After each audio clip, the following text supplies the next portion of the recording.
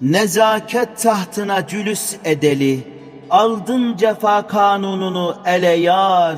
Heftu memalike namın gideli, gezmektedir vasfın dilden dile yar. Mecelle-i muhabbetten nadirsin, nizam-ı hileden gayet mahirsin. Katlime emrettin, nasıl kafirsin? Gamzen cellat olmuş sinem dele yar. Hublar ikliminde şah-ı hubansın, ebrular zülfekar şah-ı merdansın. Benim gibi sinen otlara yansın, taş vicdanın aşık halin bile yar. Sevdayı aşkınla derunum sızlar, cemali pakini bu gönül özler.